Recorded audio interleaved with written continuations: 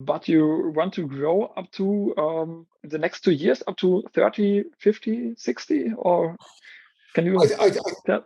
I do believe we've got a healthy growth ambition to become the European market leader in the tender answering process or the tender optimization process.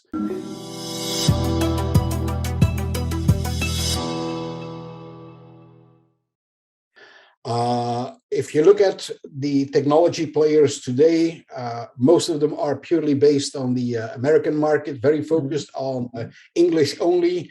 We, from day one, have said, okay, our platform needs to be fully AI enabled and completely multilingual. We see many bid managers, they're getting tender requests potentially in multiple languages, or they support international teams, or they've got documentation and information in multiple languages. We believe it's crucial to deliver a platform that is capable of supporting all these different languages. And until now, it has proven for most of our customers a big differentiator that we are capable of detecting answers in a different language than the question language that you're looking at. And I think, especially as you are from Belgium, you have a special view on the language topic. So it absolutely makes sense. And compared with the States or the American or Anglo-American language area, we have in Europe, we have so many countries, so many languages. And so it really could make sense to open possibilities here. Absolutely. If you look at, especially in the smaller countries across Europe, of course, big international organizations, they will launch all their requests primarily in English. But local governments, they tend to use local language. So for Belgium, that means you already have English, you've got Flemish, and you've got French. Nordics, exactly the same story. In the Netherlands, yes, you've got Dutch and you've got English. In Germany, I believe it's primarily German. Yeah. But at the same time, for international organizations or branches of international organizations in Germany, it could equally be in English. And also we have companies when they grow at some place, okay, they say, okay, what about other languages? And as soon you have one branch office in another country where you deliver to the market there, then you have this problem, and you have to have all your material and your stuff in a current state, and then this little branch of it there wants to have access to the knowledge of the whole company, but you have to find a way to get this done in an efficient way. And that's one of the innovations that we bring is, independent of what language you have the information in, we're able to detect the information when you're working on one new tender in a specific language. So new tender is in German, you've got information which might be relevant in English from a previous tender. Our platform is able to identify and say, Patrick, I think you need to look at this answer because this one is relevant. If you're not that skilled in one or the other specific language, we've included DeepL technology to on the fly basically translate in your local language, whatever piece of text you might have there. And feedback that we're getting from the DeepL technology is that is a well-accepted technology out there, which apparently does a very good job for many different languages. That's why we've chosen for integration with them. Yeah. And so your current customers, do they come from Belgium only, or do you have customers all over Europe so far? Well, so far, of course, you initially you start off with the local market. You want to be extremely close to your customer. But by now, although we're from Belgium, most of the customers that we have are international customers. So they might have started off with a small implementation in Belgium, and then they spread across the multiple countries. So today we are servicing customers. First couple of customers that we're touching on or working with in Germany. We've got a few in Holland. We've got a few in the Nordics. We've got just a few of them in France. But clearly, you can clearly see it spreading. two types of organizations that we primarily focus on today: large enterprises who've got big teams focused on tendering and bids. And then, of course, there's also this massive startup community who do not have the people in the team to be fully dedicated to tendering, but they equally have similar problems, because especially when they're focused on B2B and the enterprise space, they also get these tenders to process. So we also try to help them through a special program so that it's also affordable for them to optimize that process. Great, really great. And just to say that if anyone in the audience now thinks this is really great, we have to get in contact. We will, of course, put all the information to this video or audio if you listen to the podcast, and then feel free to contact Patrick or to get in touch. Okay, so you talked about multilingual approaches, and you said you can answer the Q&As, but you also talked about that there is a more broader platform behind that. Could you say some more words about how you address multiple challenges that your customers face? Absolutely. If you look at, depending on the audience that we're talking to, answering tenders is a broad range of many different challenges, if I may call it like that. For some people, it means like, I've got a big document that arrives and I need to cut it up in multiple pieces. I need to extract what is the question that we need to answer. In many of those tenders, the customer is referring to all kinds of documentations that you need to provide. For other people, it has to do with like, I need to fill in these massive questionnaires on security, on compliance, on governance issues. And again, other people in the tender team might be confronted with excessively long Excel sheets with product descriptions where they need to basically say, okay, we are going to offer you for these product descriptions these type of products. What we're aiming for is to deliver a set of capabilities, multiple sets of capabilities, packaged in the form of modules. So depending on your specific problem that you might be facing, we aim to deliver a specific module that solves that specific problem. But at the same time, that module plugs into the bigger platform. Because within a large corporation, you might have people at the tender desk primarily focused on those inventory lists. You might have in the security and the compliance team other individuals that are struggling with a slightly different challenge, but they need to tap into the same collective memory that we're trying to create within a company. There is so much knowledge and information within each and every large enterprise, but very frequently, as people do not have direct access to that collective memory, they find it difficult to find, in a timely manner, the relevant information. So we're building this big platform, which consists of multiple modules, but that all taps into that same collective knowledge. And that's how we differentiate, and that's how we want to grow, so that we don't have to push a big platform into each and every customer. We can clearly listen to what is your biggest and most pressing challenge that you have. Let's get that one resolved once and for all, and then look at the other options. If not, well, that one module does the job, everybody's happy. And if you've got multiple challenges that you're facing, sequesto might be able to help and assist you in those multiple modules, and they all plug into one bigger play. Yeah.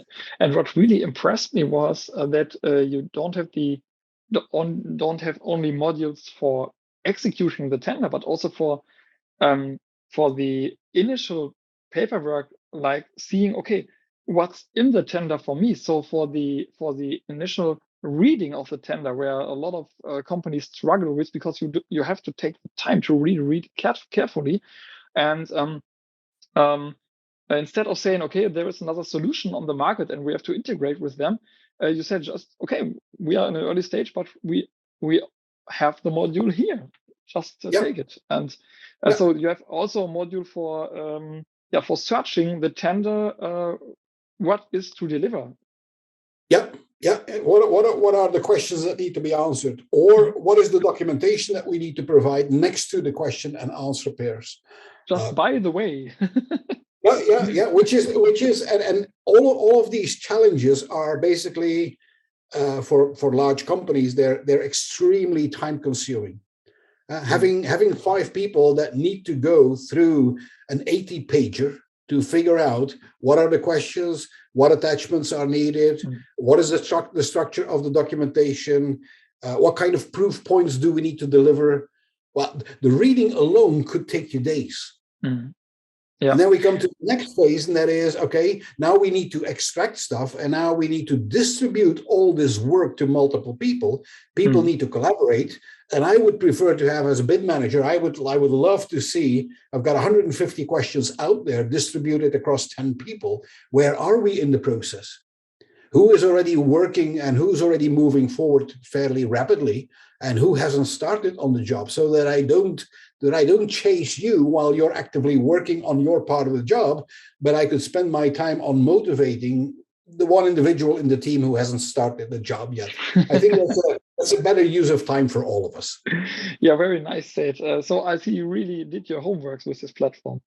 I have just another question coming into my mind. So as you're really starting here a very successful thing, what would you recommend small business owners that are using disruptive technologies to challenge some